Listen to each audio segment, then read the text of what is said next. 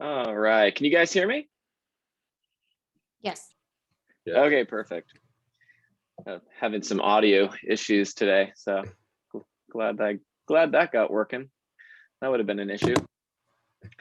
How you guys doing? Good. Dennis, I don't think we've met before. I'm Brian Porter. How are you? I know who you are, Brian. Nice to meet you. Nice to meet you. You were coached by Renee Mello, and I'm in her coaching now. Oh, okay. Yeah. Yeah. Renee is amazing. Yes. She was kind of a coach and a mentor to me at the time. We didn't have both at that time, so I don't think she was supposed to be doing that, but she was coaching me. And it was incredible. I mean, her knowledge base is great. I would come in as this first few months. I remember being in the business and I'm just doing the same things over and over and over again every day, just like, when is this gonna kick out? It was having her come in and be like, nope, you're doing this, this, and this. It's 100% gonna work. Just keep going for it. Having that was great. How long have you been in the business? For 4 months. 4 months. Okay, perfect. How's it going so far? So far, it's good. I had 2 transactions fall through. So far, I had a mobile home. The lady backed out. Then I had another client. He went with a different agent. Right. So I'm learning along the way. I'm very fortunate to have had these early opportunities. So right. Yeah, absolutely. I mean, you're active. I mean, you're a whole lot more active than most agents in the first 4 months. So that's awesome. You'll see this thing take off like a rocket here pretty quick. Once we get to like tax season, especially. I feel like there's always like these two, and Renee might have told you this too. She very well could have. Every time we get to the Super Bowl, it seems like things start to kick up a little bit. And more people start picking up the phone and calling me back and all that. And then all of a sudden, once tax season hits, it's like the same thing.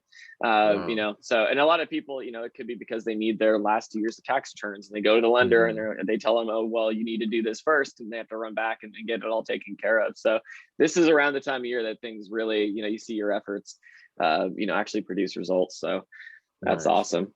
And then Kim, good to meet you. I feel like we've met before. Yeah, I think we were emailing each other. Okay, perfect. Yeah. I was to say, I recognize your name. It's so tough because I feel like so many people I meet in just masks, or I meet them on Zoom and then I run them into them at the office, and it's so tough. Okay, well, I'll give it a minute. Hey, Alex. It looks like we're gonna have a slightly smaller group today. I'll give it a couple more minutes. This is going to be a short class today. I know it's allotted for 2 hours. It's not going to take anywhere near that, to be perfectly honest with you. I only have 10 pages to go over, so I'm just going over preparing for that listing appointment. And there's not a whole lot to go over there. So what I'll do is I'm going to kind of just go fairly quickly through the material that I've got for it. And then what I'll do is I'll just show you literally exactly what I take with me to my appointments as well. So you can kind of see, you're going to see this presentation is going to talk a little bit about what's included, and that the items that are included here are somewhat specific to the team that wrote this. So there are certain things, just know that you can use those things, you can create those documents, or you don't need to, and I'll show you what mine looks like too, so you can kind of get that idea. And then at the end of the day, it's up to you. Let me minimize some of this stuff. It's like, so we got some more people popping in. I'm going to jump into it, but yeah, just it's not going to be even close. We'll probably be done in the next hour. All right, just really quick. So just for me, what, as far as preparing for listing appointments or anything surrounding that part of this process, what would be most beneficial to you? What information are you looking for today? Go for it, Dennis. I've never had a listing, so I'm open ears. I'm 2 ears and 1 mouth. Gotcha. Sounds good. Yeah, we've got a lot of really great listing classes, so I would say take all of them. The Mentor Mondays, we're going to be listing focused right now, just because we're doing our spring listing challenges and things like that. So those are great to attend because you'll get different perspectives from everybody on how they do it. For listing appointments, those themselves, you're going to hear so many people, they'll tell you, hey, you get buyers at the beginning, and then down the road you end up getting listings once you've been in the business for a while. None of that is, I don't believe that's the case at all. I think that's a mindset thing that a lot of people have, and so that's the way it ends up. Ends up going. Keller Williams, one of the BOLD laws, and if you don't know what that is, BOLD is, it's a program. It's like a coaching program that our company runs every few months or so. And they'll say what you focus on expands. And so people, if they're told listings are kind of out of reach, if you're a newer agent, they don't focus on listings, and then listings don't happen. So for me, I didn't know that coming in at all, because I was talking to Renee, who she doesn't subscribe to that way of thinking at all. And I'd read the Millionaire Real Estate Agent. Gosh, I'm brain farting today, but I'd read through that book, and it's all about leads, listings, leverage. There you go. Absolutely. If there's anyone here that hasn't read that book, regardless of what company you're with, it's the best book I've ever read on the subject of selling real estate. And it's all about, you get the leads, and then you get the listings from the leads. If you're focused on the listings, the buyers will come. And more sellers will come too. So for example, I had a listing a while back. I was just at the open house. Right now we're doing those virtually, but same thing. And a seller popped in who was, from like 2 miles from there, another area that I serviced. And I knew that they weren't there to buy the house, because they were asking questions about open houses and things like that. And so they were definitely more interested in what I was doing to get the home sold. The next day they set an appointment with me, and then they ended up buying a house and selling a house. It was like over $2 million in deals just because they walked into my listing. So that listing created 2 more listings. Go ahead, Dennis. Oh, you're muted. Oh no, I was just applauding you. Like, that's awesome. Yeah, so that book is absolutely dead on accurate. If you go after those listings, you put those signs in the yards. I've had conversations with people in my geographic farm, just when I'm doing circle prospecting or whatever for a listing, and they'll tell me, oh, absolutely, yeah, we see your sign all over the place. And I was starting to hear that after my second listing in one area, just because there was a sign in a couple of different houses for 60 days. And then at that point, I was starting to get name recognition, and people were like, yeah, I see you everywhere. And it was only because I was on Lean Avenue, the street that goes right through their neighborhood, and then on like Cohasset, which was right off of that. And so they're passing, if they're driving by Cohasset and they turn left on Lean, then I'm the area expert at that point. So it's great. The amount of times I've been asked how long I've been in the business, a total of twice. I've been asked 2 times from an actual seller how long I've been in the business or how many homes I've sold. It was very early on in my business. And I don't think it was because I was any more confident. I am more confident now, but I don't think that was it. I think it was because, when I got into the business, this was, 5.5 years ago, I was 27, and I have significantly aged in the last 5.5 years. At 27, I looked like I was, maybe 20 years old or something. And so I think that's probably was more the source of why I was getting asked that. But in my career, I've been asked twice, and I got both of the listings. So don't worry about that. You're probably not going to get asked at all, as long as you're going in with confidence. So, and we're going to talk about that a little bit here. I'm going to start the PowerPoint. Again, it's going to be real short, and then I'll show you what I do. If anybody has any questions throughout this entire thing, I probably won't see the hands raising or anything like that, because we're going to have plenty of time, because I don't have a ton of material today. Just interrupt me at any point, because I probably won't even see you trying to interrupt me, just because of the way this is set up. So let me go ahead and get rid of some of the screens you guys don't need, and then I'll start this slideshow. Any questions, comments, or anything before we jump into the material? All right. Okay, so you should see the slideshow now. Everybody got that? Yes. Okay, perfect. So we'll play from current slide. All righty, so we're going to talk a little bit about the mindset. Again, we've kind of been covering that. That's what I've been going over already. I don't know if anybody was able to see Gary Keller's his vision speech this morning at 8:30. He's talking about how many people meet with more than one agent, or all of that. And it's true. Most people only meet with one. It's like 70 to 80%. So if you're there first, you're probably going to get the listing. Never be afraid to ask. If they, if they're meeting with multiple agents, you're not going to make somebody meet with another agent. People are afraid of questions like that because they're thinking, well, I don't want to put, ideas into their head. You know, and you're not, they've thought about it, I'm sure. It's just most people don't really want to. You don't want to, if you don't have to go to 2 different salesmen, you know, you're not going to. And so if they feel comfortable with you, and as long as you're going in confidently with good material, they're going to like you. And so most of the time you're going to get the listing, you know, just because they're not going to want to meet with more people. But don't worry about asking, you know, just, are you, if somebody is definitely 100% going to meet with 2 people, I would rather be the second one. To be perfectly honest, I just let them know, you know, just do me a favor, you know, because I really do think you're going to find what I have to share, you know, interesting.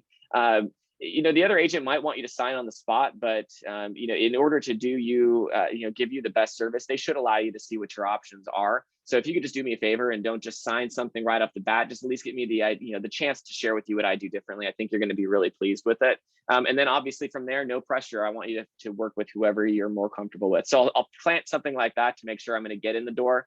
But if I can go in, I'd rather go in second if they're 100% going to do 2. If there's any kind of question about it, or they're just throwing it out there, because people will say, oh yeah, I'm going to meet with a couple of agents, or you can kind of tell that they probably won't be.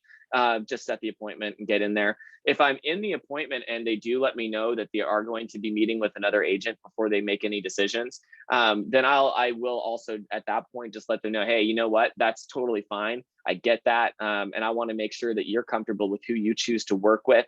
And so if you could do me one favor, when you're making that decision after you meet with that agent, if there's something that, you know, you felt more comfortable with them, or something that they said that they would do that I didn't bring up, there's a good chance I'd probably already do that. I'd hate missing the chance of working with you if that's the case. So if you could just do me the favor of giving me a call just to follow up.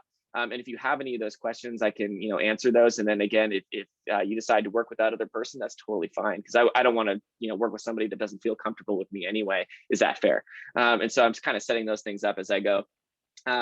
So gather information and get an appointment by conducting a seller interview. There is a seller interview. Did everybody receive a packet, or should we, I can ask the office to email those out to anybody that attended. Did you get a listing specialist packet for this course? Okay, so I'll talk to them about that, because there is a document in there that has a bunch of questions that you can ask a seller over the phone as far as a seller interview, which is really good to do. Because you can flush out some objections and things like that, and know exactly what best, you know, how best to prepare. You know, especially at the beginning, you're not going to have every single objection handler memorized perfectly. And so if you know which ones to focus on before going in, that can be pretty helpful. The main thing is the only objection I really fight over the phone, not really fight, the only one I really try and handle over the phone is just getting me in the door. Getting in the door is the big thing. If you can get in the door, you're probably going to get the listing. You just need to make sure you get there. And so if I give them an answer that they don't necessarily like, but I've got no rapport built up with them, I'm not standing there in person allowing them to really, or forcing them to answer the questions because we're all there together. You know, if I don't get to the table, I probably can't handle that objection very well. And so I typically try and, you know, avoid handling objections unless it has to do with setting the appointment. One quick tip as far as setting the appointment, the main objection that I get, because it's such an easy way to get out of setting an appointment is people will say, you know, I got to talk to my wife or my husband or whoever significant other, you know, figure out what their schedule is before I put anything down. You're going to get that a lot just because it allows them to be on offense at that point.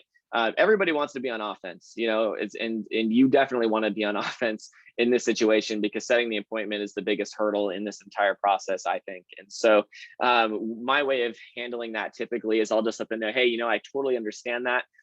You know, times are crazy. Everybody's schedules are insane right now. Why don't we do this? Just because I want to make sure that I have something at least penciled into my calendar to save the time for you. What time do you think would work best towards, let's say, Thursday or Friday this week that you think would work for her? I'll at least put that down on my calendar so we have the time saved. And then if anything comes up, or if that doesn't work well for her, completely fine. Just, you know, respond to that email and let me know that, and I'll find a time that works better for you. And so what that does is it takes away their biggest thing that they used, you know, that they were prepared to give you the objection, I got to talk to my wife or my husband or whatever that may be. They weren't prepared to back that up at any level. And so what probably is going to happen is you're going to probably get the appointment set. And then at that point, they need to actually contact you to cancel the appointment. Otherwise, you're showing up, because I'll put in the email, thanks so much for taking the time to chat. I'm looking forward to meeting with you and so on Thursday at 3 p.m. If that doesn't work, let me know. Otherwise, I'll look forward to seeing you then. And so they know that I'm going to show up. And so at that point, in order to make that not happen, they no longer don't have to just not call me back. Because before, all they needed to do was just not call me back. Now that there's an appointment set and they know I'm going to be knocking on their door, most people aren't going to be that much of a jerk that they're going to let you show up and then just hide, right? So they're going to have to actually, and then at that point, they're thinking, well, you know what, we set the appointment, you're free, I'm free, let them come over. And then at that point, then you build the rapport necessary to keep working together. All right, let's go through here. I've had a couple of notes I think I wanted to go over here. I'm curious, as far as those of you who haven't taken a listing before, or even if you've had a listing, if you've had a listing, can anybody share what was your biggest fear going into that listing appointment, or even taking a listing appointment? And if you haven't had a listing, what's your biggest concern going into it right now? Well, my biggest concern going into a listing, not having one, is not knowing all that I need to know, and seeming incompetent in front of the seller. That's my biggest fear. It's being a new agent. Gotcha. Yeah, that's a valid fear. However, you're probably not going to have an issue with that, because here's 99% of people, most listing appointments are really easy. You will have those certain like engineering mindsets where they really want numbers and things like that. Prepare numbers, for the commonly asked things. And I'll kind of go over some of that stuff too. But just have that with you, because nobody can expect you to remember everything all the time. But if you have that information, or you can quickly get it, that's great. I know I like to go in knowing like what the schools are and things like that, so that if they bring that up, I can talk to them about that. And that's pretty easy to find out before you head in. Otherwise, most people don't know what questions to ask. So, they know to ask about commissions, they know to ask, about a couple of things like that, or marketing or whatever. But for the most part, they don't really understand the process at all. So as long as you know the next couple of steps, or the next step, you're totally fine. If you go in with good material and you present it, I almost never get questions. So you're totally gonna be fine. Most people don't have any idea what's going on with real estate whatsoever. I mean, I talk to buyers every day that don't even realize that they don't have to pay anything. So yeah, they probably don't. You're gonna know more than them no matter what. May, I see your hand up. No, I'm sorry, I just forgot to put down. I was going to say the same thing. Like, I got my first listing. It was my second transaction, and it was my second month. And I went there with studying the neighborhood and market, what had been sold, how much it sold for, what was the condition of the house, how many bedrooms. Like, I studied everything. And when I was in front of the sellers, I was very confident. I mean, naturally, it came, like confident. And I'm, English is my second language, so it's not easy to, like speak up with confidence, especially in a first appointment. But studying market, it really helps. Like, when I say market, it's not about federal market. It's about very local, like five blocks around that house market. Really Right. Yeah, absolutely. And just, it's not going to go over this later. So I'll give you a couple of things that I like to know about neighborhoods really quick, if you want to write them down. I like to know what the list to sale ratio is right now, because that's something that I'm going to probably end up bringing up when we talk pricing. We're not in a market in a lot of areas where homes are being listed right at what they're worth. For instance, like in Blossom Valley, 95123 area, and this is really pretty much everywhere. If you're selling a 4-bedroom, 3-bathroom, 4-bedroom, 2-bathroom home, around 2,000 square feet on a normal lot, you're sitting on a gold mine. And you're probably going to sell it for like 1.2 million or more. And those properties are getting listed for like $999,000, right? So, or if it's worth 1.2, they're listing it at like $1,088,000 or something like that. So, knowing the list to sale ratio, so you can go over that with them, and even printing that out on the MLS so you can show them on paper, like, look, these homes are right now are selling in your neighborhood at 7% over the asking price, and you can let them go, and then you can go over those pricing strategies. So I know that, I'd like to know that. When I print out my comparative market analysis for the neighborhood, so that we can go over that together, I print out just the comps I want to use, but I also print out like every single piece of history, canceled, expired, closed, active, everything within like 4 or 5 blocks. Because I almost never have to pull it out of my bag, but it's in there. It's just a quick, like, okay, and you can print this off. Don't try and write all this down as far as like, just go to the MLS and print out like the main things that you need. And you can have a list, and it'll just say, okay, when was it listed? When was it sold? What was it listed for? What did it actually close for? The dates, square footage, bedrooms, bathrooms, lot size. It'll have all that on there. And so what's great about that is you probably won't need it, but in the case where that person says, well, actually the house down the street just sold for $200,000 over what you're talking about, and you don't know anything about that house, there are those situations where you're like, well, crap, I don't know what's going on with that house because it's not on my comp list. And the first thing you're going to think is, okay, well, it was probably not similar to this house enough for me to have it here, but now I know nothing about it and I don't look like the neighborhood expert anymore. So when you can quickly, thumb over to that page, pull it out of your bag and be like, oh yeah, absolutely. So you're talking about blah, blah, blah, blank street or whatever. And they're like, oh yeah, absolutely. I'm like, well, the reason it sold for what it did is that home actually was about 500 square feet larger. And so, that's going to give it quite a bit more value, because the more square footage you have, especially with families moving into the area, that's definitely going to up the price. Or the lot size is, way bigger or whatever, more bedrooms, bathrooms, but you can at least go through there and show them, oh yeah, well, I remember that property, this, and this is why it was different. And then you're showing them that you still do know what's going on in the area. So I'd like to know, again, list to sale ratio. I want to know everything that's been happening in the neighborhood. I'll look into what the schools are, and just a few things like that. That's pretty much it. If I know what's going on in the area as far as activity level, if I know what school district their house is in, and I've driven by all the comps that I'm actually using just to make sure that they are actually similar, that's really all you need to know about the neighborhood. You don't need to know every tiny little thing. You're never going to get asked. You're going to spend so much time looking into that stuff that one transaction you have 5 years from now where they ask, you're probably going to get the listing anyway. So don't worry too much about that. All right, so let me get back in here again. I'm probably not going to always see the hands because I can't see everybody up here. Does anybody else have a question before I go on? There's a question in the chat. Oh, okay. I'm not sure if I can. Could somebody read that for me? I don't. It says when you make first CMA listing presentation, how about time period? Recent 1 year? Gotcha. Yeah, good question. So when I'm doing, as far as a CMA, a really accurate CMA is typically going to be things that were sold within like the last 90 days, like 3 months. The market is all right now. It can be significantly different from even 6 months. When we hit April of 2018, that was the peak, the kind of the false peak of the market, because now things are even more expensive and it's hotter than ever. But April of 2018 through the end of the year saw a 10 to 15% price drop, cooling.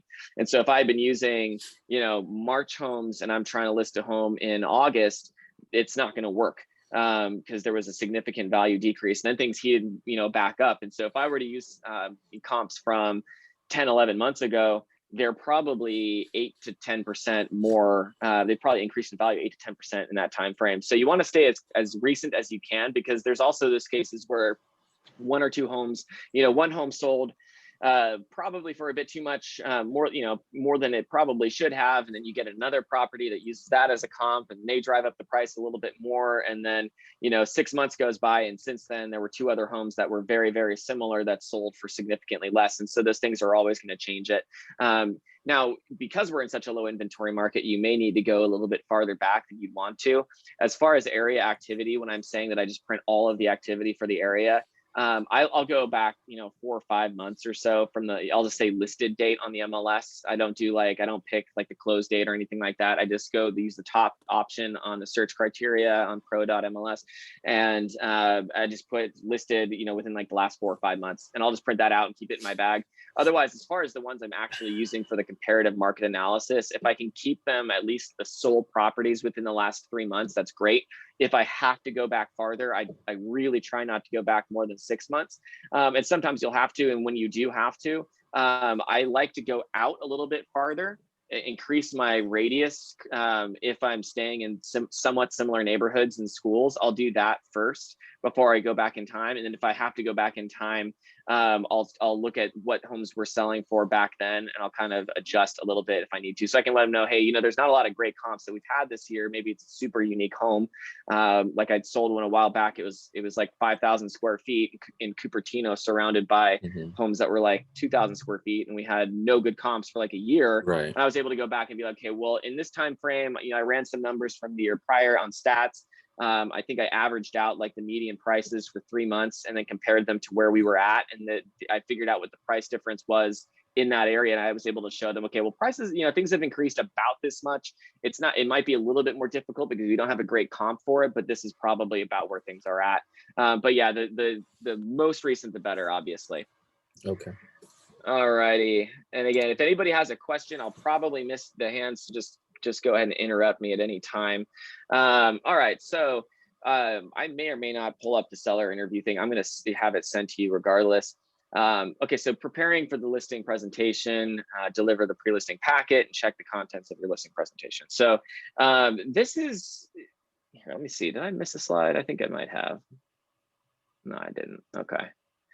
I'm not going to do a bunch of practice today on this. It's kind of difficult over Zoom. So we're going to, if you don't have somebody to practice scripts with, I'd recommend it. Find somebody else that wants to practice scripts, around the same amount of time you would. Some people like to practice it every morning and they get that script partner, or some people, 1 day a week or whatever. Highly recommend it. I would say really quick on scripts. I'm not going to go real deep into scripts today, but I would recommend starting with objection handlers and lead generation scripts. Those are the ones I'd be practicing every day. So will you cut your commission? We think our house is worth X when it's worth significantly less. I needed to talk to my wife before setting the appointment, or my husband, or whatever. Learn some of those objections first, the commission objections, the pricing objections, and getting the appointment set objections, and then the lead generation scripts. So if you pick 5 of those, 4 objection handlers and 1 lead generation script that matches the kind of lead gen you're trying to do, listing presentation scripts, all that stuff, that's great if you're going to go that route. I do more bare bones, kind of just like, these are the points I hit, and I have little scripts in between. I know little lines that I put in there. But your lead generation, your objection handlers are going to be your winners, and you're also going to be able to go in with more confidence, because you're like, okay, even if I get these few objections that are most frequent, I've got that handled. If you start to fumble with it and you don't really know how to answer it, you lose that negotiation pretty quickly. All right. Could have sworn there was another slide on here, but before we get into that, so talking about getting the appointment, we talked a little bit about the listing. Yeah, okay, I'm gonna skip over that. Okay, alrighty. So as far as the pre-listing packet, your pre-listing packet, I don't even do one personally. I'm going to be starting to do one. And so these are some great ideas. This is what they do. But don't wait to have your perfect pre-listing packet before you try and set a listing. I'll say that, because you really don't need it. It will set you apart. I don't know many agents that do. And so anytime you can set yourself apart, that's great. But focus on having a really solid, kind of an idea of how you're going to go through your listing presentation before you start diving into this. And when you get this packet, again, just know that this is their specific thing, and none of this is mandatory or you really need to do. The packet, the folder, you can get folders from, if you're at Gateway, just go to Jade and she's got them that she can sell. They're real cheap. You can put your business card in there. It looks nice and official. The market analysis, personally, I like to go over that in person, but you could put that in there if you'd like to. It's just, I think it would depend for me what those comps look like. If there's one comp on there that's like $300,000 over what they would, sell their house for, I probably won't include it because I want to handle that in person when I'm going over the comps with them before they just get that and they're like, okay, boom, that's the price. I mean, that looks great. Looks same bedroom count, bathroom count. We're getting that. Who cares what the inside looks like? It's like I want to be able to go over that stuff with them personally. Seller book, I'm sure they have kind of like a process book of some sort there. Not really necessary, but it's cool. Seller listing checklist, that's going to be in the document we'll send to you. The VIP questionnaire is in there as well. The 10 favorite features, things like that are cool if you want to add them in. I do, when I go for my listing appointments and we're doing the home tour, I ask my sellers if they could let me know as we go through their favorite parts of the home. Maybe there's a window that you like to have coffee in the morning because it's got that really killer view, whatever it may be. If you could point those things out to me, because you know this house better than anyone, and I want to be able to really play on the emotions of the buyer and sell things that I may not necessarily see when I walk through. And so it kind of gives it gives them the feeling we're already working together to get this home sold. I'm showing that I'm really taking the care to want to show the buyer what's been important to them all of these years, and that really makes them feel comfortable with you. So if you can do something like that, that's great. I do it in person, but including it here is great also. Seller disclosure instructions, totally up to you. I bring a couple in with me for the listing appointment. I probably won't put them in here, but completely up to you. HOA stuff, the HOA disclosure, I wouldn't be adding anything like that. Utilities, all these disclosures, mold disclosures and things like that, I don't like to overwhelm my sellers personally. So totally up to you. All of this stuff, a lot of this stuff is stuff that I'm just going to go over with them in person. And I'm not even going to go over it in the listing appointment for the most part. There's 2 documents I'll bring up, but outside of that, I'm not even going to go into this, and I don't want to overwhelm them. And so I'll let them know in the appointment, hey, the next thing that we're going to want to do is get together and go over the disclosure packet. In California, we're in the #1 most litigious state in the union. We beat Florida by double, and they're #2. So I want to make sure that I really spend a lot of time with you to make sure that you understand the disclosures and are able to disclose things that have been wrong with the property, things that have been fixed, remodeled, and all of that stuff. And so the next time that we get together would be for us to sit down for a couple of hours to go over that. So I'll prep them for it, but I'm not going to give them all of those disclosures ahead of time outside of just a couple of them. Then they talk about the pre-listing packet. Again, this is stuff that's going to set you apart. Movie pricing your home to sell. You could put something together that explains, pricing and strategies and whatnot for this market. That stuff's cool. It will set you apart, but I don't think it's totally necessary, and I wouldn't get yourself too worked up about it. I've never done it, and I've had no issues with the listing appointment itself. Let's see here. Okay, so for the actual listing packet, the things that they're talking about, you've got the listing walkthrough notes. That's good. I like to include those with an email to the seller after the fact, because it gives me another reason to reach back out immediately. And so I personally just email those over because I'm not gonna, my handwriting when I'm walking through a house is gonna look terrible. I'm not gonna leave that with them. And so I'll type an email together and I'll let them know, hey, it was great to meet with you. Here are a few things that we talked about as far as, if you were to do these, I think it would really increase the value. Be careful here, make sure that they're open to doing some things like paint and flooring and things like that. If they're not, then I'm not gonna send them this email, because then, that next agent that comes through, their friend that they call it, they're just like, oh no, absolutely not. You just, the market's crazy hot. Just put it on the market. You're just going to lose money. And then they go with some other agent because they're like, okay, I'd rather not do any of this. And clearly they want me to. So if they're interested in it, I want to act as their fiduciary. I want to make sure that I'm being a really good consultant and letting them know how to get their home sold for the most money. But make sure that they understand that if they decide not to do that, we're in a market where you have that option. So I tend to email it over later. Advertising copy, I will bring in a brochure from a previous property. I'm not doing it right now just because we're not doing brochures right now. We can't leave physical marketing at the properties with COVID. That's against our rules. So I'm not bringing that in now, but typically I'd bring in a brochure from another property. And what I'll actually do, little tip is I will bring I like to go through and see the other active properties and solds and all of that stuff. So I get to my listing appointments pretty early so I can drive the neighborhood and actually look at the properties that I'm using as comps, just to make sure there's not something there. Let's say it was priced really low and I don't know why. And then I drive by and realize, okay, these were homes that were it was like a weird subdivision. There's like 6 houses down an alley, or something like that. And then I'll realize, okay, this is not a great comp. And that way, when I'm meeting with them, I can let them know that I understand that. And they're not telling me that one of those comps was really weird. And so I'll drive by and take a look at all that stuff as well. Okay, let's see here.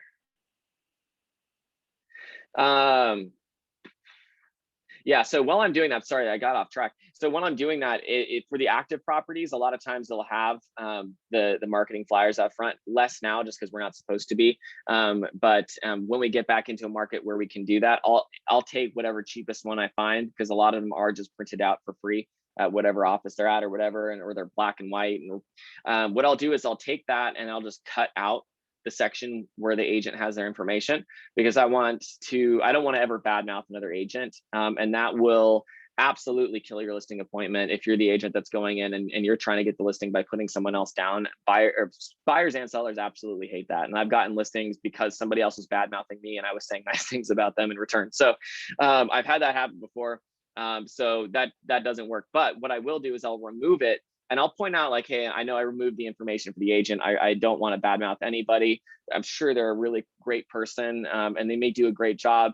But I wanted to show you the difference between the type of marketing and the level of marketing that I do for my sellers versus a lot of the other agents in the community. And I'll show them like my beautiful, polished brochure, or the fold out one that I'll use if the house is, worth, $850 or more or whatever.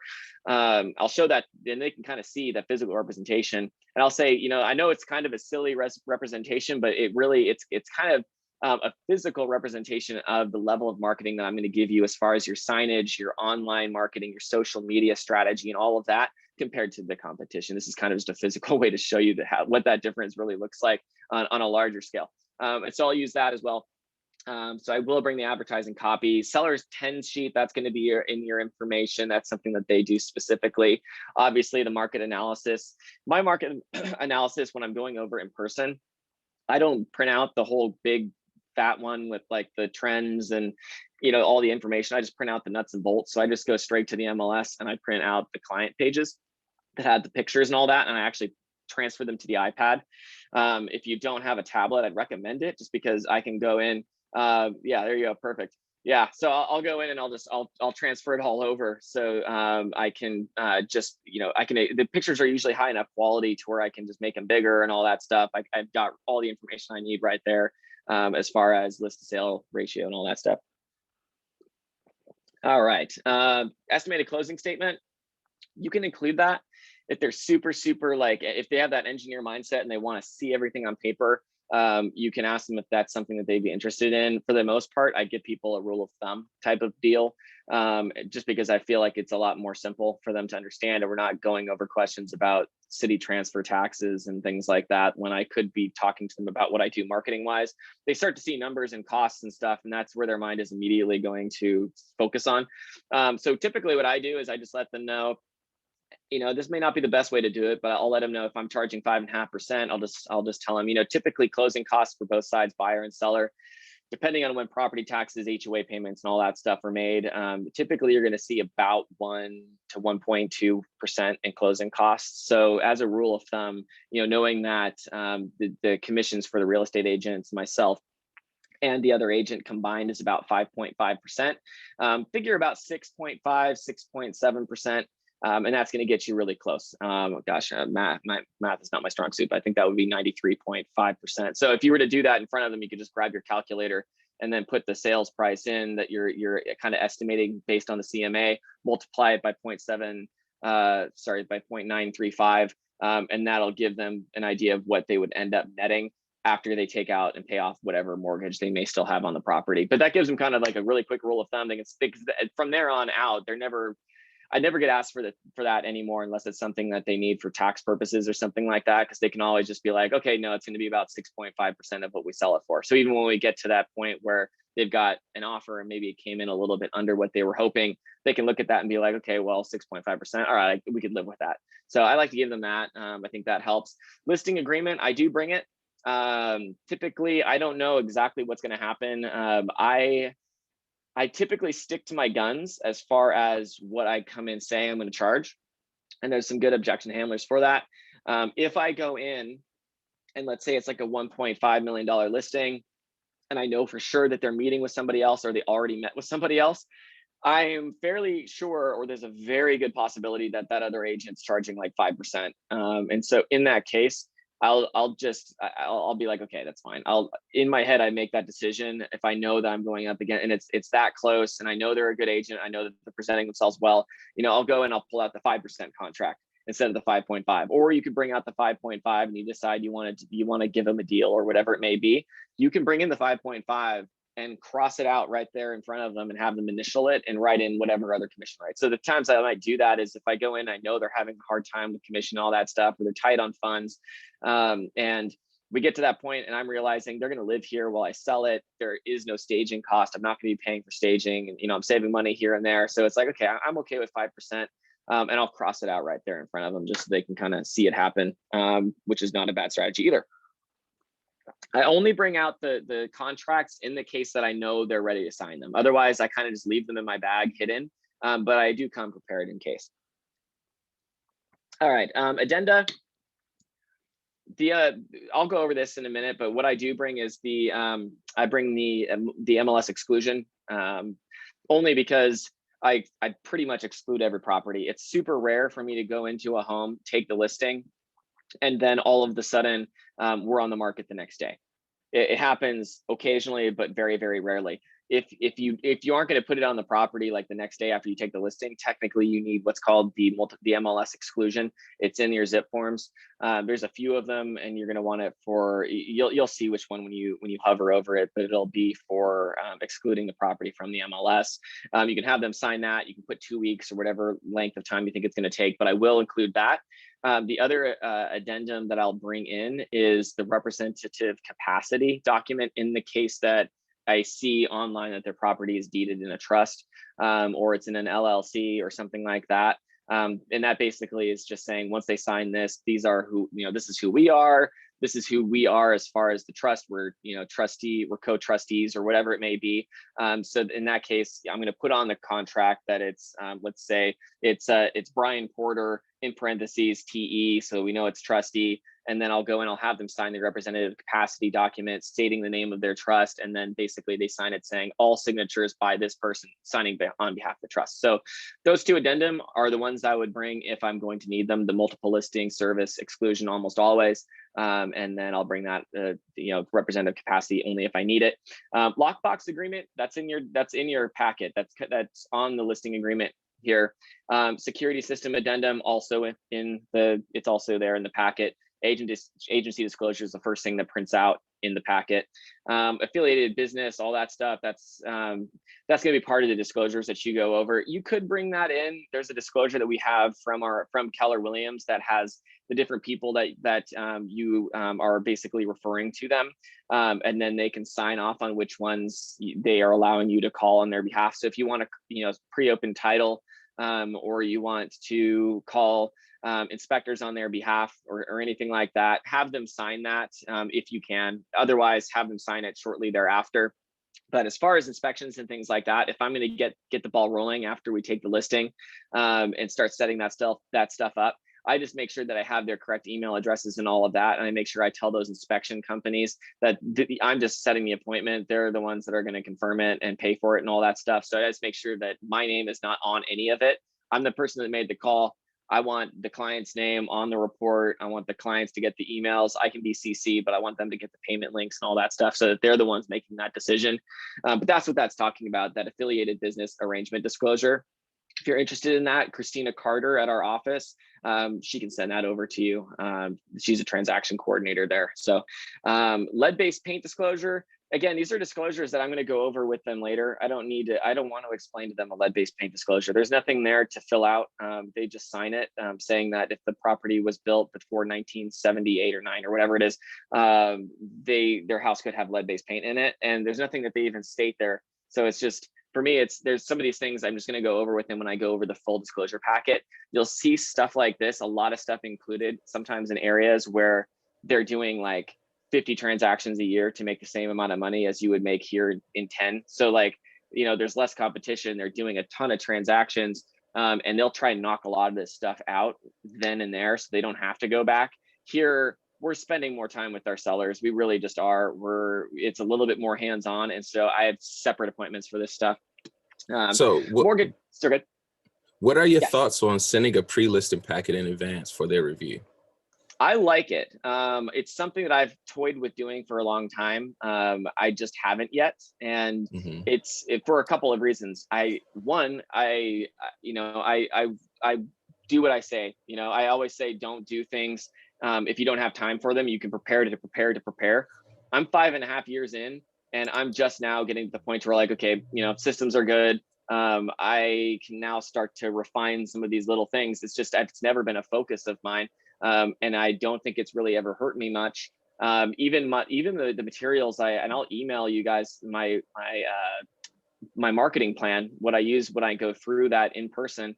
And sure, I laminate it or whatever, but it doesn't have anything on it. I created it years ago just so I could have something to go through at listing appointments, and I never changed it outside of adding a few COVID-19 things to it. So it looks really bland, but I've gotten like 95% of the listing appointment or listings I've gone to appointments for. So it's just one of those things where it's down the list. And so now I'm doing it. So do I think it's a great idea? Yes. Do I think it will set you apart? Yes. Do I think it's mandatory? No one else is probably going to do it. So it will set you apart, but you're still going to get the listing if you go in with confidence. You get to the table, you're probably getting the listing anyway. So yeah, if it were me, there's one thing I'll tell you I'm toying with right now for like really serious sellers, not somebody that like maybe I got an internet lead and I don't really know anything about them, but I'm picking up like 3 of the cheapest iPads. And I'm actually going to be putting all of my pre-listing packet stuff on there. So like a quick video, just like a word from your agent type thing.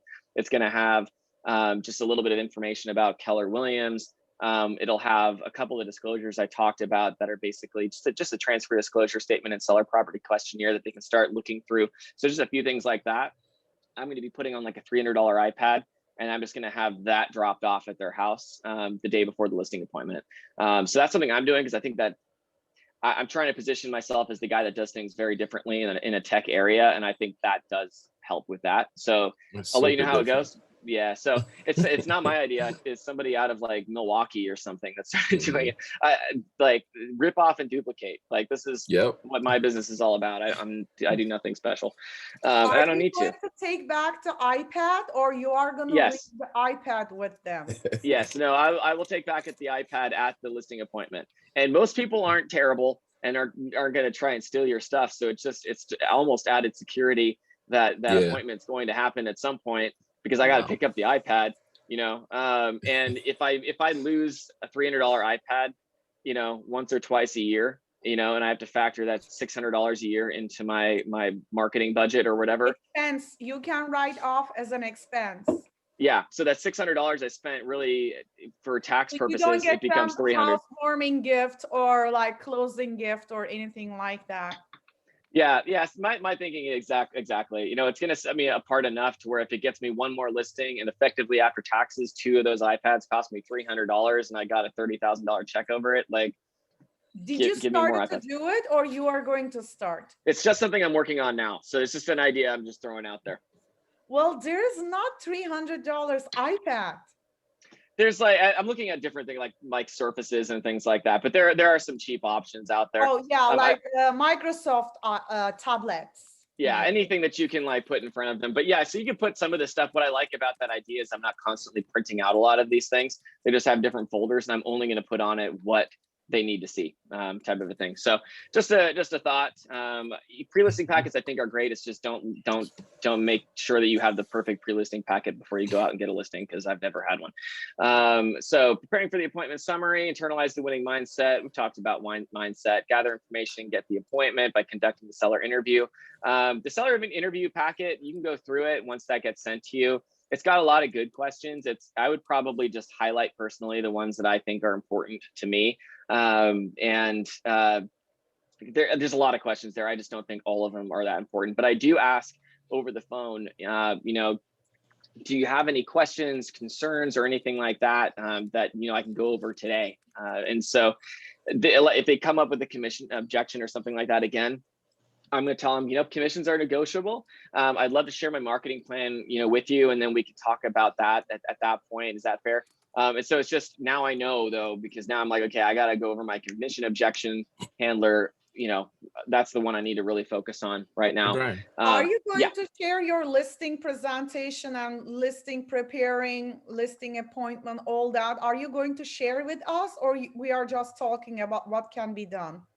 I'm going to pull up what I bring with me personally, right in a minute. Actually, I'm almost done with the material that I have here because I only had like 10 pages to go over. So I'm going to go over exactly what I bring with me.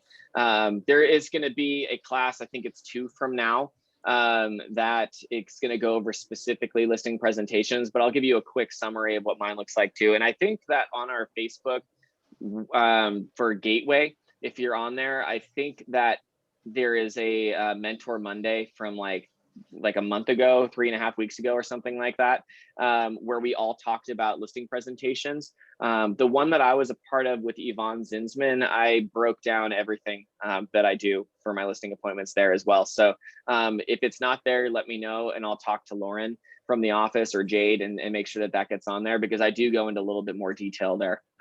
But I will go over that a little bit today too. So Brian, what about the slides? The slides for this, yeah, I'm sure they can send you the slides. I don't see why not.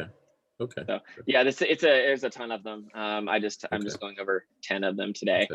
Okay, so that's next. I have go for it. Yeah, I'm not from your office. I'm from the Campbell. So can I still have the email?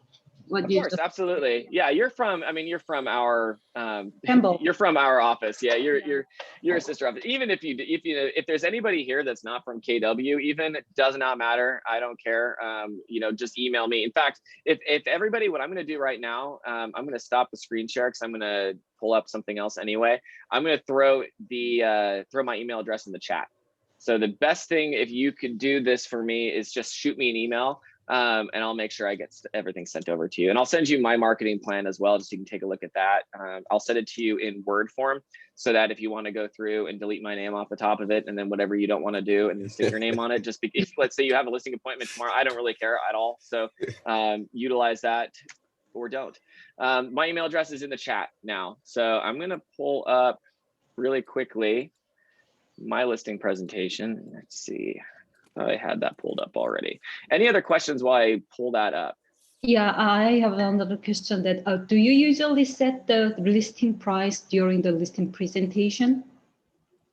Do I set the listing price during the listing? Yes, typically. I mean, it doesn't have to be. You can set that at any time. I let them know, we need to put a number down because, I can't start working on things until I've got, an actual listing agreement in place. And the listing agreement really is not even, the agreement doesn't actually exist unless we put a number here. It's just not a valid contract. And so in the case that, we get a little bit closer and the comparable market, the market changes, I'm going to be monitoring that the entire time. And so we'll do another market analysis right before hitting the market. And if something else sold and it was just way higher, then we can have that conversation. Or if things don't look as strong, we'll have that conversation as well. But this, you can change that at any point if you'd like to. You want to make sure that they have a really good feeling about where they're going as far as pricing. And so that's going to be all about the market analysis and how you explain that to them. However, no, they can change it anytime. I've had people change the price. I had somebody change the price by $5,000 in the Bay Area the day that we were hitting the market, which was kind of ridiculous, but it happens. Okay. Any other questions? Okay, so let me pull up my listing appointment structure here. And there's a few things that I may have changed. So when I send this to you, I might send it to you a little bit edited from here because I do things a little bit differently now, but I haven't updated this document. So let me share this screen. Okay, can you all see it now? Yes. Okay, so this is what I take with me. And again, so my listing presentation is not super scripted. And so it just kind of depends on your personality, how you best communicate with people. That's how you're going to want to do this. If you're the type of person who's like, okay, I'm a real introvert, I have a lot of trouble having conversations, it's just not my strong suit, you know, I'm really great at the marketing side, but you know, whatever, if you're somebody like that, then yeah, having a script down is good. If you aren't that way, then I prefer having more of a bullet point presentation to where I know this part happens, this part happens, this part happens, and this part happens. There's these 4 parts. This is really what's going to happen throughout this time. And then when right before I go into my marketing plan, I always say this. You know, it's like that's really it. Like I've got a few lines that I use every single time, but outside of that, I don't get super scripted. The material we talked about today talks about controlling the conversation. That scares me a little. I don't love the way that sounds, but in reality, you are. So you want to control the conversation, but don't get that confused with monopolizing the conversation. It's a very, very different thing. If I can keep the other person talking about the things that I want them to talk about, that's the best way to control a conversation. They're talking though, not me. And so, and even when I get off track, so, you know, I've got this structure, you know, down to where this is kind of what I do in my listing appointment, but I'll go with them where they want to go. I just always bring them back and I kind of know where we're at, you know, and so if they start talking about their golden retriever, well, first of all, I'm going to connect with them on that because I've got a golden retriever. And so that's great. However, I'm always going to bring them back to where we were. But I still want them to talk about themselves. If you have not read the book, How to Win Friends and Influence People by Dale Carnegie, it was written eons ago and it holds up 100% to this day. Long story short, yeah, it's great. I mean, long story short, people like to talk about themselves and what's important to them. And if you can help them to do that within the subject that you're trying to go for, which is real estate, for the most part, if you can keep them talking about what's important to them and you're controlling by asking great questions, you're going to leave that appointment and they're going to think that you were the best conversationalist that's ever existed, even if you didn't say much. I got a client one time because of how much I loved college basketball, and I know nothing about college basketball, but they knew everything about college basketball. And so I would just interject with like, oh, wow, yeah, that's awesome. You know, it's just kind of like, and just kept them talking and talking and talking. By the end of it, we were like friends. I'm like, I need to go like at least look at read something about college basketball. So I don't screw myself up later, but yeah, so keep them talking about themselves, always bring them back to the point at hand. But if they go off on their tangents, just take note of it. If they're talking about their golden retriever, well, I'm going to let them do it. I'm going to bring up the fact that I have one. But I'm also going to, again, even though that I have that connection, I still want them to talk about theirs more than I want to talk to them about mine, because that's still what they want to do. When I'm talking about my golden retriever, they're just trying to they're thinking about what they're going to say about theirs next anyway. Right. And so again, I'm keeping them talking about what's important to them, and I'm trying to control the conversation by asking good questions. As far as items I take with me, so I take the listing presentation, which if you don't know, here, can you guys see this? Let me make this bigger just in case you can't see it well. Oh, that's better. Okay, cool. Okay, so the listing presentation, if you don't know, you have access to Michael Lewis Marketing if you're within one of our 3 offices. Michael Lewis Marketing, it's great. If you haven't been on there, it should be the same credentials as how you log into Command. If it's not, contact Jade or whoever your front desk person is, and they can get you access to that. But there's a lot of great templates there.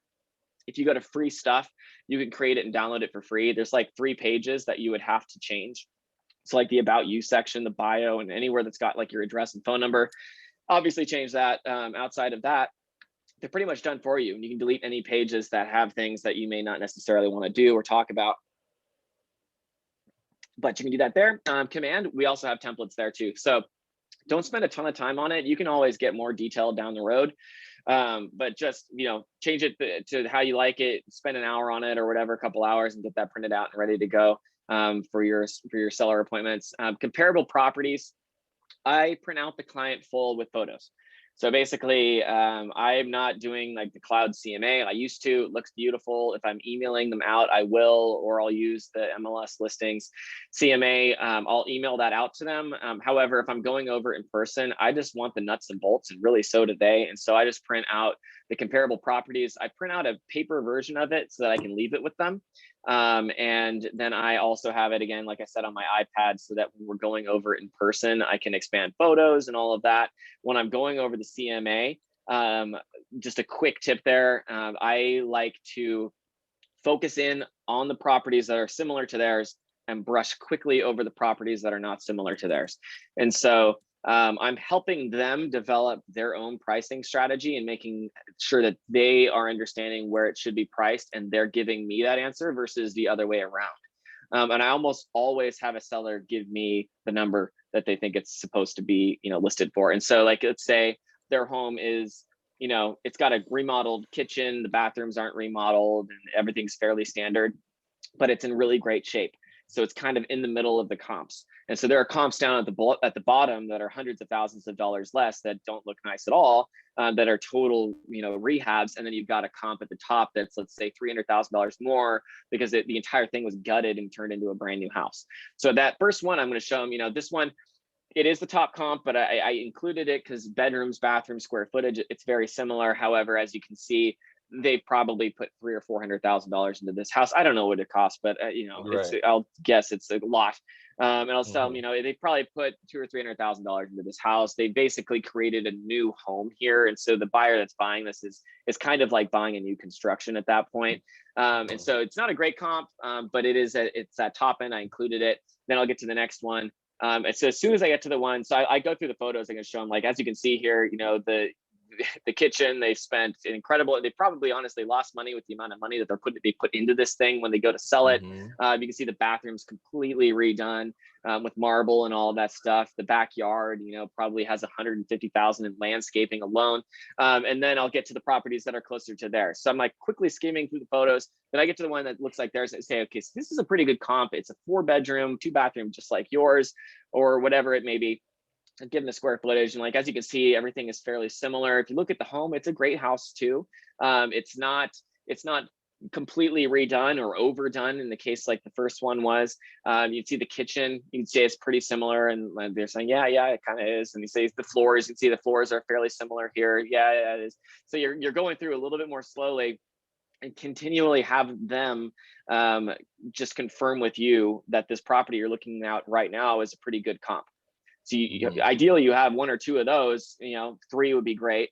Then you get past that, you get to those fixer uppers. And so at the top, you were kind of like, you weren't bad mouthing their house. You were just basically pointing out the obvious. This other house had $300,000 in upgrades and it's basically brand new. Then you talked about how great their house is and how similar it is to this other house that's not quite as upgraded as that top house. Spend a lot more time there. And then you get to the houses below where you get to build them back up. You say, clearly, these aren't even great comps because your home is in a completely different league. I included them because, again, the bedroom counts, square footage and location and all of that. But this comp is your home is absolutely 100% nicer than this. And I don't even really show the picture. You can see, like, obviously this is a full redo. So skim through the top one, let them know why it's ridiculously expensive. Spend a lot of time in the middle where they're at. And then at the bottom, I kind of diss the house a little bit and let them know why there's this so much better and that's not a great comp. And so at that point, I just let them know, based on what we're looking at right now, what would you say you would like to see your home listed for? I don't even go over pricing strategy. We should probably list it less than that or whatever it may be for the area. I just want to know, because when I say, what do you think you should see it listed for? They're thinking what the sales price is anyway.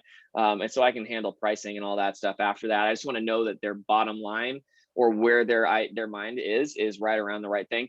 If they just agreed with me that other house that was $300,000 or whatever more expensive was just ridiculous and completely overdone, and then they also agreed with the middle property was very similar to theirs, and then they agreed with the property at the bottom is definitely not, for them to go back and then tell me that they think that their house should be listed for what that top property was listed for, they're going to feel real dumb doing that, and they almost never do. So typically when I go through it in that way, they get a good idea and they're okay with it. They tell me the number, and then I don't have to handle the whole pricing objection thing. If you do, Wow. you have the objection handlers for that.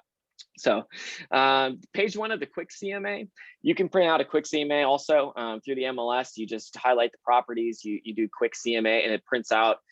Typically it'll be on 1 page, and it'll just give you like a 1-page rundown of everything that was going on. And so I'll do that sometimes. That's how I'll do. That's how I'll do when I said earlier, I have all of the area for like the last few months or so within a mile or a few blocks or whatever.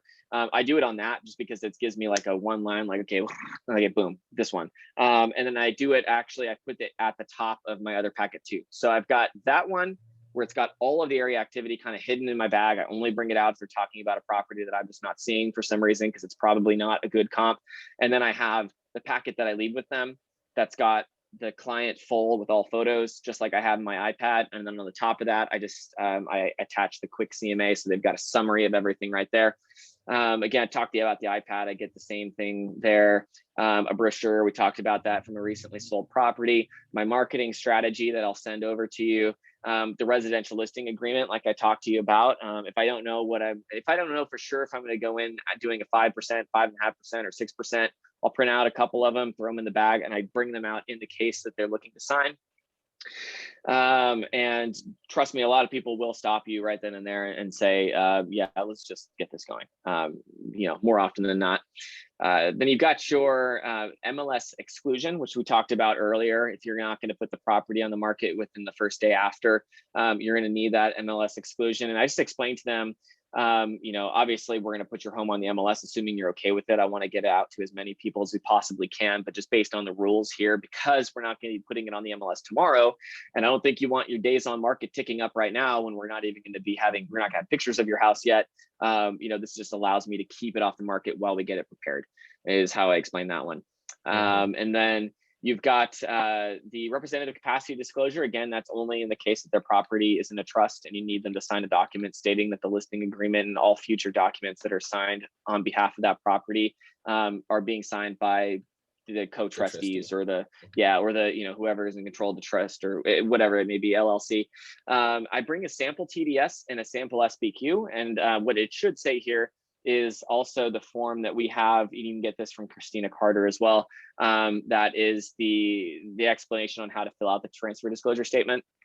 That form, they technically are supposed to read before they fill out the TDS. And so I just staple it to the top of the transfer disclosure statement. So when I bring these out, I just let them know it's there. I just should have put it as number 11, the importance of filling out the TDS. And so I give them those 3 documents. And when I pull them out, I say, hey, I know this looks scary. I'm not trying to get you to sign anything right now. But what I did want to let you know while I'm here today, just because a lot of agents aren't going to share this with you this early, but in a real estate transaction, legally, you have to disclose anything that's been wrong with the property and fixed, anything that's still wrong, neighborhood nuisances, remodels that you've done, all of that stuff needs to be disclosed. And, it's going to take us a while to go over that. That's going to be a future, the next time we get together is probably when we would go over this. It'll take us a couple of hours. However, I don't want to spring this on you then, because there's a good chance that you're going to probably forget stuff. And so I think it's important for you to be able to walk room to room over the next couple of weeks and just jot down notes of things that you remember happened in that room or have been remodeled or whatever. And that's going to make it a lot easier for you and a lot less likely that you're going to forget something important that the buyer needs to know. And so I leave that with them. And that also sets me apart, because I've never met another agent in our area that gives them a transfer disclosure statement and a seller property questionnaire. So it shows that we're kind of working together already. And it shows them that I'm already looking out for their interests and their, all of that stuff, even though they haven't technically decided to work with me yet, as far as I'm concerned. So that's everything I bring with me. That's literally all that I bring. And then the order of the listing consult, super simple. Introduce yourself. So I start building rapport. I always get there early. Like I said earlier, I like to get to the area at least 15 minutes before the appointment. More like 30 would be good, just so I can drive by all the comps. Again, just because I want to see, is there a really good reason? Like, did I not see on the picture of this comp that sold way less that it was right next to like a utility yard or something like that. And there's like, you know, a lot of times people crop those things out of the pictures, you just don't know. And if the client has to tell you why a property you are telling them is a really good comp, and they have to explain to you why it's not a really good comp, it's not a great look, doesn't happen all the time. But if you get there early, you're going to keep that from happening. And it does happen to me occasionally where I'm like, whoa, super different. Okay, glad I know that.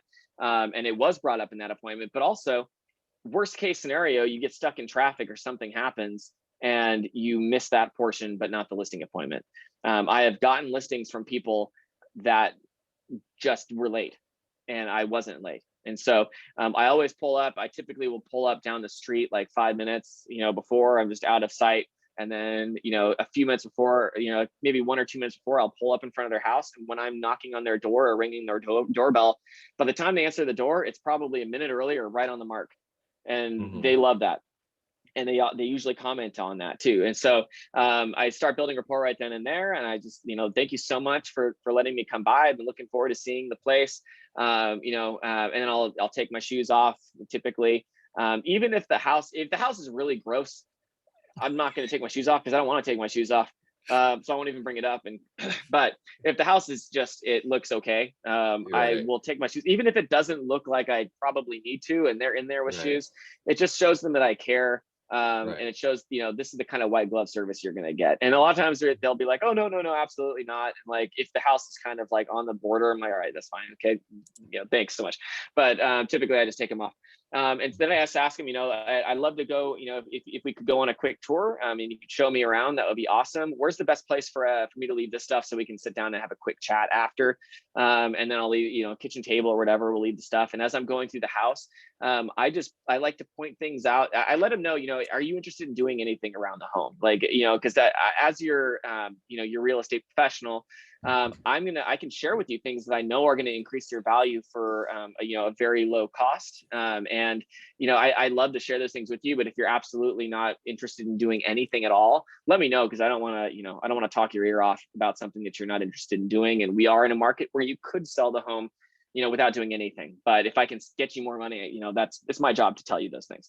And so based on their answer there, I'll know whether or not to move forward with starting to point things out. Now, when I point out something that, if I want to point out a negative or something that I think should be tweaked, like a purple room or something, I'm always wanting to make sure that I give them at least one compliment for every time I give them something I think that they should fix. So if I'm going to walk in and I'm going to say, you know, the room is purple and I think it should be painted, I will let them know, hey, you know what? I absolutely love how much light comes in this side of the house. It makes things look really, really big and open. One thing that I might consider is, you know, I think that repainting some of these rooms into a really neutral color that's going to peel across the board to everyone, I think it would be smart. I think you would see a value increase there. Little lines I'll drop when I'm letting them know, let's say their house is messy, or it's not even that messy, it's just a little bit cluttered. I'll let them know, you know, one thing that I would consider, one of the biggest things that saves you money and gets you more money when you sell your home is just clearing out anything that's not necessary. So, you know, family photos, things that are going to keep the buyer from being able to picture them and their family living here, I would remove anything personal like that. And then really anything that you don't absolutely 100% need every day, I would move out, just because when we take those high definition photos, I've got an incredible photographer that's going to make your home look absolutely beautiful. And those photos pick up everything. And so there's a way that you live in a house that's functional. There's a way that I live in my house that's functional, but I'll tell you, if I was putting my home on the market tomorrow, I would go home tonight and I would move 80% of it out to make sure it's like really open and clean feeling. And so I'll explain things kind of like that. And so, you know, if the room's purple, you know, again, there's a way that you live in a house, and the way you sell a house, you know, I'll tell them I've got an upstairs bathroom, and I do that, you know, it's painted like a really, really kind of bold blue that I think is cool in my office, but you know, I would probably repaint that to a more neutral color when showing it. Does that make sense? Type of a thing. So yeah. So yeah, again, every time I give them something I think that they should tweak, I give them one compliment. And then as I'm going through, I let them know, hey, if you could just let me know anything, like I said earlier, anything that you see in this house as a huge positive, those areas of the home that are your favorite, the backyard, whatever it may be, just let me know, because I'd love to take note of those things and then use those as features when I'm showing the home to a buyer, or, you know, in the home biography online. You know, I want to be able to actually show people what's been important to you, because you know this house better than anyone else. So again, you're bringing them into the fold. So you go through the house, and then when you get back, then you know how to go through the market analysis. So once you do that, the next thing I'm going to do is go over the CMA. And so first, right before they go into the CMA, I'll just let them know why I think their house is going to, you know, is going to sell very well, why I think it's going to appeal to buyers. You know, so I'll just let them, even if it's got nothing going for it, you know, I could just be, you know, your home is a 3-bedroom, 2-bathroom in one of the hottest areas for people in San Jose right now. Your house is exactly on paper what people are looking for. And so I think it's going to be, you know, I think it's going to be a quick sale. Let's take a look at some of the comparables. You know, so it's basically, if I had said some negative stuff earlier, I'm kind of trying to bring it back to why their house is going to be such a great house to sell and why I'm so excited to sell it. I got a listing one time because I was just more excited than the other agent. She literally told me that she hired me because she could tell that I was like passionate about their house, and the other agent didn't care. Wow. So being presentable is very important too. Knowing as much as market in the neighborhood and being presentable. I mean, having clean clothes, you know, like having your pants ironed for men, right, or like have a shirt, not like wrinkly, sweaty shirt, but like nice shirt, nicely ironed, you know, that I think that right. helps, because I won over very experienced agent. I think he wasn't really presentable and he didn't really study the market, but I did. Right. And I looked really Yeah. good that day. Yeah, absolutely. No, I think it's important to present yourself well, be on time. That's huge. And then just never take anyone for granted, no matter how much you think you have that listing in the bag. I don't care if it's your best friend. You know, your best friend will sign with another agent in the case that they think that they're going to get $75,000 more, or they care, you know, they know what they're doing more. There is a reason that you find out after the fact. There sometimes a lot of people know that you're in real estate, and it is your job to go tell everyone and get those listings, but there are people that don't hire you because they don't, you know, they think that somebody else is going to do a better job. So don't take those people for granted. If you're going in to present to your best friend, bring in all the same stuff, give them the same presentation and the same professionalism, because when that other top agent from the community comes in and just says, you know, well, I've been mailing to this place for the last 30 years, of course they're going to go with me. Or some other friend comes in, is like, they're my friend, of course they're going to give me the listing. I get listings from friends, from people that have friends that they interviewed all the time, because they came in with like a 1-page CMA, nothing else, and just was like, yeah, I think your house is worth about this. Where do you know, let's go. You know, so don't take them for granted, because they will sign with somebody else. And so when I'm going over the CMA, I already kind of talked to you about how I go over that. So we're good there. Going over the pricing strategy. If it's an area where I think that, you know, we're like in agreement, this house is going to sell for 1.1 million plus, and I know that it should be listed for like $999. I'll go over that with them, and I can even share with them, if I think it's going to be a difficult thing for them, I'll share with them the stat from the MLS. If you go to stats and you do list to sale price ratio, you can print that out and show them exactly why that's important. Or you can just go back through the market analysis and show them all the properties, what they were listed for, and then what they ended up selling for, and they'll see it for themselves. And it's like, you notice all these properties are listed at just under $1 million. And that's why they're getting so much activity, so many offers, and why they're probably getting non-contingent offers that are, you know, that have really great terms as well.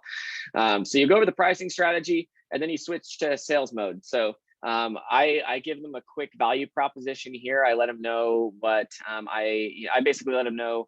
For me personally, when I get to this point, I'll tell them, you know, I don't love this part of the presentation because it feels a lot like I'm bragging. But in reality, I'm applying for a job. So I want to make sure that you're comfortable with who you're bringing on, or if you decide to do that. And typically at that point, they're like, okay, that makes perfect sense. And so basically, I just gave myself license to tell them good things about myself.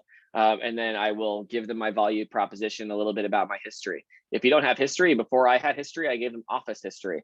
So I can show them, out right now, with my office, we're outperforming the market by this, and this with these numbers. And so I'll give them whatever numbers look the best, and I'll leverage the office, because most of the time I am the office. I'm connected with the office. And so what the office is doing is what I'm doing. And people don't really understand the whole franchise situation and 1099 versus W-2 and all that stuff. So use the office.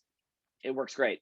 And I did it for years. So go ahead and do that. And then you can just brag on yourself a little bit, brag on the office, and then give them your value proposition. So something like, for me, it might be something similar to, one thing that I built my business on is I do the same thing with every client. I make sure that I give you the same financing. I spend the same amount of time on marketing and communication in this market as I would have in a market that was more of a buyer's market, where it's harder to sell a home. Because I know that if I go through the same lengths and put the same energy and my time and finances into selling your market in a hot seller's market, just like I would in a buyer's market, I'm not only going to get your home sold quickly, I'm going to get it sold for a lot more money than anybody else can. And so this marketing strategy I'm going to go through with you here really quickly, just touch on some of the main parts of it, is a lot of what I do differently to make sure that I get you more money for your home sale. And then I go through my marketing strategy. And with that marketing strategy, I don't hit everything. If it's somebody that's like a super engineer, I'll go all the way through where I'm even talking about what contingencies look like and all of that. Otherwise, if it's somebody, again, that's been trying to talk about their golden retriever the entire time, I'll hit the main things. What are the things that I do that actually are different? Because basically with my marketing strategy, 80% of the stuff on there, every single other agent out there is doing. They just don't realize they're doing it because they don't have systems in place. And so they're kind of doing it chaotically, but they can never recite it back to somebody. There's a lot of menial, like little tasks that we do that if you put it down on paper, it looks like a lot. And most agents won't remember that or off the top of their head. So they'll stutter when they're asked that question. And then 30% of the stuff that's on there, 30% is stuff that maybe I do or just like top agents do or whatever. That's different. And so I hit mainly on those things. And that allows me to basically justify the commission at that point. And so I don't get a lot of commission objections. Just memorize a good commission objection handler in case you need it. But honestly, I actually get people that tell me that they think that they were relieved that I wasn't charging 6 or 7%. And I was going and charging 5.5%. I'm sitting there, I'm like, I should have charged 6%. But I actually get that more than I get, will you come down to 4% or something like that? Brian, so 5.5 is a standard commission on the listing? It's it's customary. So it's completely dependent on, so like for me, it might change a little bit. For me personally, I typically do 5.5% just because that allows me to charge 3. I pay 2.5% to the buyer's agent, which is pretty standard. You don't want to do less than 3 or 2.5% to them because it's like spitting in someone's face. They won't even want to show the property if they're feeling like the listing agent's shady or gypping them or whatever. And so and really doesn't let that happen anyway. You have to exactly pay 2.5% to a buyer's agent. But I was gonna ask you about, like objections. How do you handle, especially in your area? Redfin is charging 1.5% listing fee. Right. Well, first of all, like people over there know the way more than I know over here. And my cousin didn't list with me more than $4 million volume he did only in 2020 because 1.5% listing fee. Right. Well, you got to first of all make sure they understand what that includes. I haven't looked at Redfin in a while because I almost never come up with that objection. They do photography, 3D. Right. They do 3D plan, like completely that digital picture 3D, you go over there, under there. They do all the picturing. They do staging. They pay a little bit extra for like staging or photography. Some basic photography is included with 1.5. But if you want luxury, they pay a few hundred more, but it's not like what we pay. I guess they have their own companies as well for that. Well, the last time I looked at Redfin, they were like, once I added in they didn't do everything that I did, first of all. Like there was no way to add all of the options for things that I do. And so just going over that with the client is part of it. Along with that, when I went through last time with Redfin and actually added in all of the things that I could, it only ended up being like 1% or 1.5% different. And so when I could show them, you know, our office is averaging getting our clients X amount more, or if now at this point I can use my own, but whatever, you know, we're averaging getting this amount more for our sellers on every property, you know. So at the end of the day, my goal is to get to net you the most money in your pocket when this is all over. So regardless of who charges what, I want to make sure that you at the end of the day have the most money in your account when this is all over, because you earned that your equity is hard earned, and I want to make sure that you keep as much of that as possible. So when I go over my marketing plan with you, I'll show you a lot of the things that I do differently, and then you can explain to them the differences. So I've had people that I've needed to explain to them. I was up against somebody that does a 3.5%.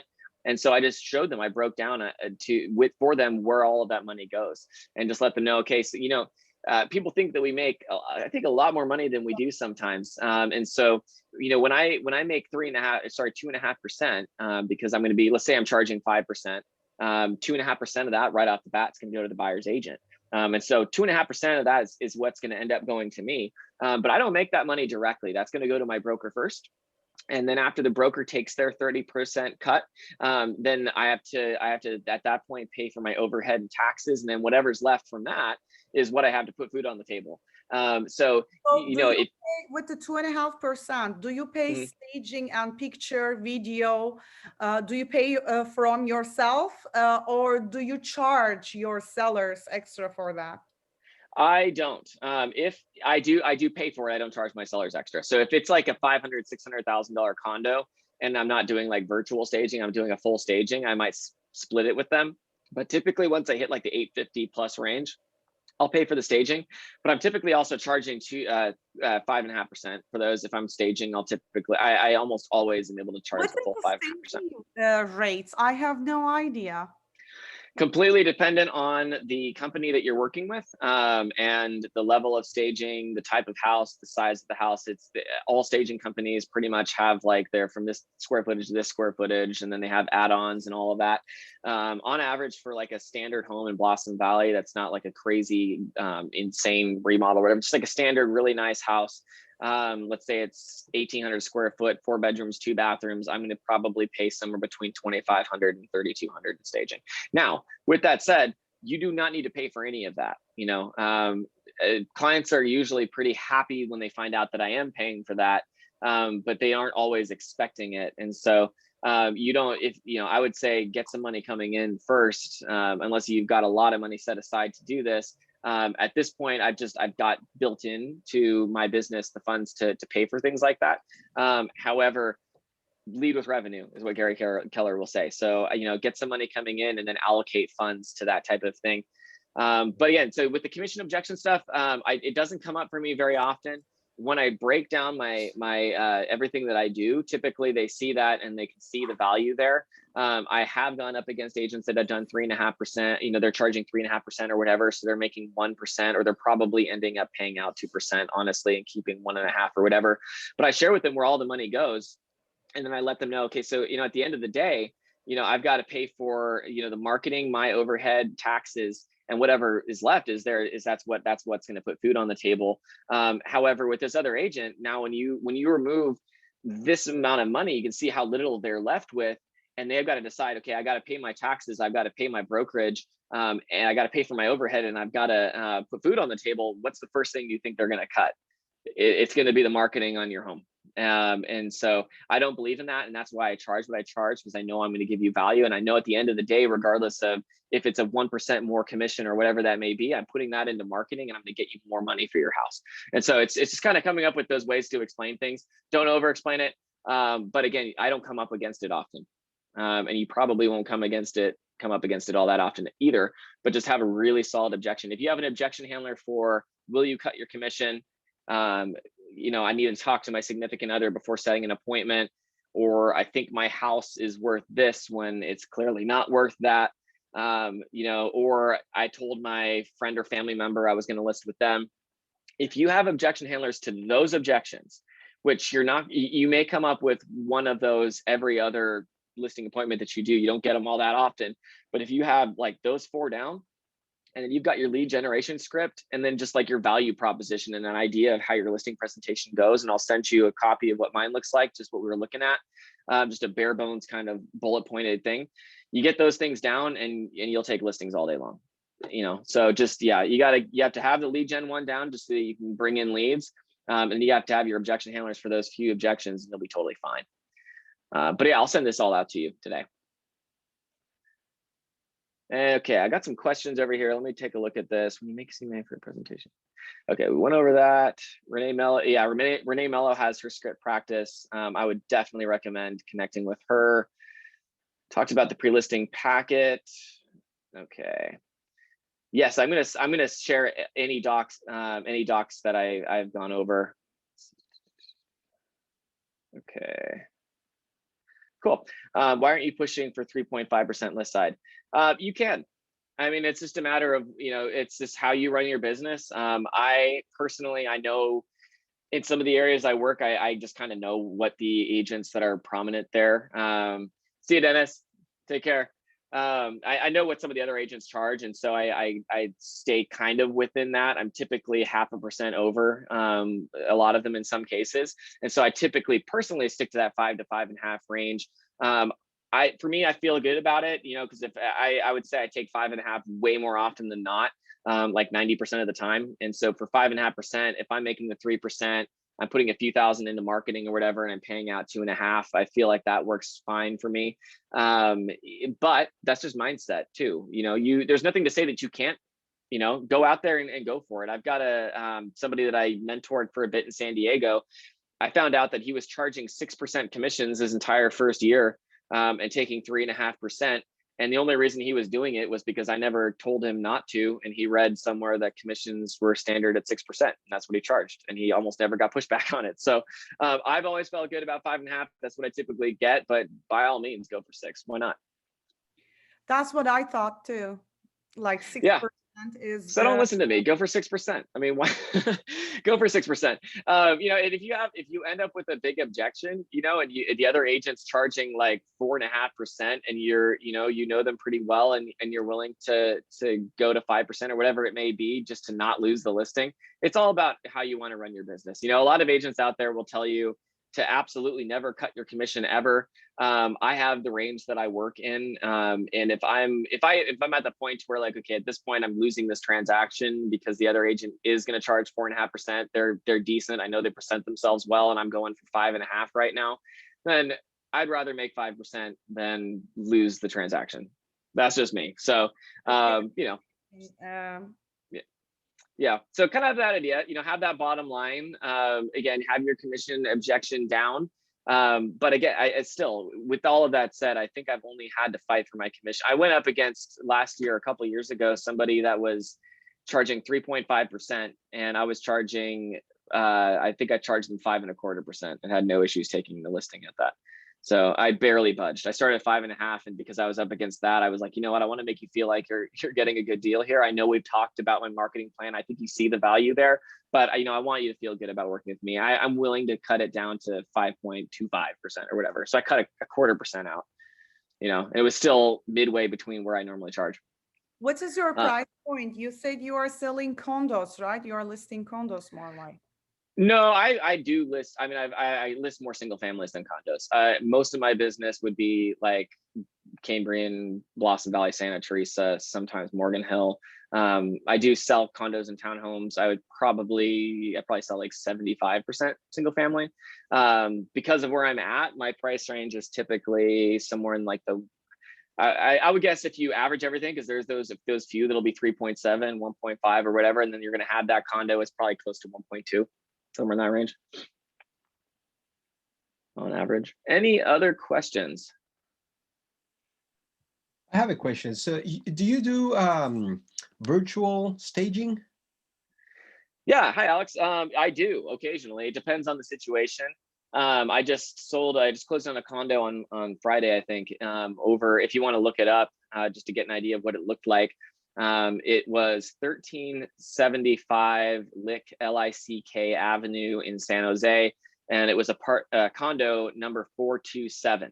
And I did do virtual staging there. The reason being was because it was interior entry with a 4-story elevator going up to their apartment, and their condo. And they also, the HOA was going to charge some stupid fee for moving heavy objects in and out. So it was going to cost it was going to be a huge thing. So I virtually staged it, and it worked just fine. If you look really close, you can tell that it's virtually staged, but I actually had somebody who I've worked with in the past and I know has a ton of experience for like 25 years, text me after the fact trying to get, she was trying to negotiate with me because she said that she noticed that I had pulled all the staging out. And so clearly, we were a little bit desperate at that point, when in reality, there was never staging in the first place. So that was fun. More than regular staging, right? Virtual staging. Sorry, what was that? The virtual staging is more reasonable than actual staging, right? Cost wise, yeah, it's definitely, I still, if I'm going to sell a 850 million, typically around 850, I'm covering 100% of the staging cost. If it's going to be a vacant home, I still do it. I think it's, first of all, it helps me get more listings because it makes my listings look more beautiful online, and I can share with them other properties they can look up, and brochures and all of that stuff that feature those homes. And so I think that being able to show them that is important. But also for the buyer, when they walk into a home, virtual staging is great online. It's gonna have close to, if not the same effect, at getting them in the door. But if they get in the door and they all of a sudden are kind of forgetting where things were, or they're like, I don't know if you could actually fit that size of bed in here, or whatever it may be, I still think that there's a benefit in physical staging. As far as cost, though, it is a significant amount cheaper. I mean, I think I staged more rooms on that lick property than a lot of agents will. And I think it still cost me like $500 maybe, as opposed to, even with that 1-bedroom condo, I probably would have spent $1,500 to $1,800 staging it, especially considering how difficult it would be to get stuff up there. Do you do painting for your sellers? Like, let's call it, they are renting house, and house renters are inside. They need to kick them out and empty the house, declutter the house. Will you do painting for empty home to put it on the market if your seller asks? What are the costs? Yeah. I have no idea. Instead of doing staging, will you do painting? So the only things that I cover typically would be anything involving marketing. And so I'm going to cover the cost for photography, virtual tours, drone footage, videos, all of that stuff. I'm going to cover the cost for signage, brochures, social media marketing, all of that stuff. That's what I'm going to pay for. I'm not going to pay for things that have to do with the physical structure. I also think that there's some liability that I would be concerned about there. I think that there would be other documents that I would want to have signed in the case that I was going to be doing some of those things, because now I'm hiring contractors to do things on your behalf. And so for me personally, I do help people fix their homes up before they put them on the market. I've done that in the past, and it's a value proposition of mine. I'm at the point in my business now where I am offering, in certain circumstances with certain contracts in place, that I can even help finance some of the things like painting and flooring and things like that would be paid back to me at the close of escrow. But outside of that, that's very rare. And so I do have vendors that I know that I work with, painters, electricians, plumbers, handymen, all of that. And so I have people that I can refer to them. And I sometimes will set up appointments. So like for inspections and things like that, I'll set up the appointment if they need help with that. However, again, I want their information on those reports. I want the person that I'm setting the appointment to know I'm working on behalf of somebody else. So my name doesn't need to be involved in any of this. It's just, I'm setting up the appointment, make sure that all correspondence, reports, everything is directed to the seller. They're going to be the ones that actually hire you, confirm everything and all that. So that's typically how I do that. It's a great value proposition, because a lot of people there are people that I've sold for that just weren't selling because they were so concerned about all the work that they were going to have to do in order to get it sold. And when I was able to show them, listen, all you really need to do in this market is move everything out, which you're going to have to do anyway, and then change out these floors, paint, and maybe fix this, and this. So for $15,000, we could have this thing up and on the market within probably the next few weeks. And I really think it is going to add to your value. Otherwise, you really don't need to do anything. If you want to sell as is, you're not going to make as much money, but either way, I'm willing to walk you through the process. So last year, one of the houses I sold, I never saw the seller a single time. It was a trust with 3 different trustees in Texas, and they never even came out to the property.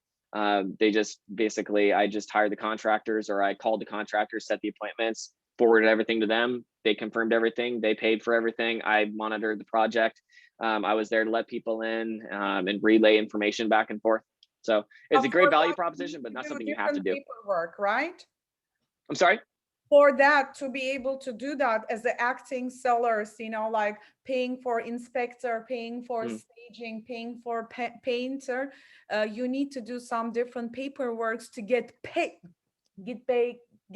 back, reimbursed during close of escrow, right? You would want to, yes, you would want to have something signed by them stating that, you know, these are the things that you are doing. Again, though, that's something I'm just starting to look into doing now. And so it's not something that you need to worry about at all. I've only had one seller ask, just because there was one agent in the area that offered to help pay for things ahead of time, but it's only happened to me once in my entire career. And so it's something that I'm thinking about as a marketing plan to pick up more listings, but not something that I run into on a regular basis at all. I'll help them. Basically, I refer them to, you know, here are a couple of great painters that I've worked with in the past. You know, if you'd like to call, and sometimes they'll let me know, you know what, that's totally fine, whichever one you think is best, if you want to just get set something up. But again, I'm setting it up. I'm making sure that they're the ones that are, you know, in charge of everything, and then I'll meet them there. So I'll meet the seller and the painter at the house at the same time. And then at the end of the day, they're going to be the ones that actually hire them, not me. Okay. Thank you. Yeah, absolutely. Yeah, absolutely. Any other questions before we take off? See you later.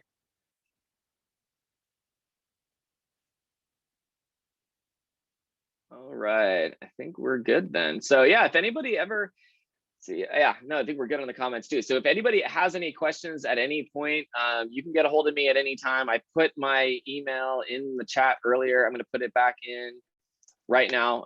So feel free to reach out anytime. Actually, I need to send to everyone. There we go. So yeah, call, text, email, get a hold of me anytime if you have any questions. If you could email me just to request any of the materials that we went over today, that would be great. And then I'll get those back to you by tonight or tomorrow morning. So other than that, thanks so much for coming. Thank you, Brian. I really enjoyed your class. Of course, you bet. You guys take care. Have a great day. Thank you. Goodbye. See ya.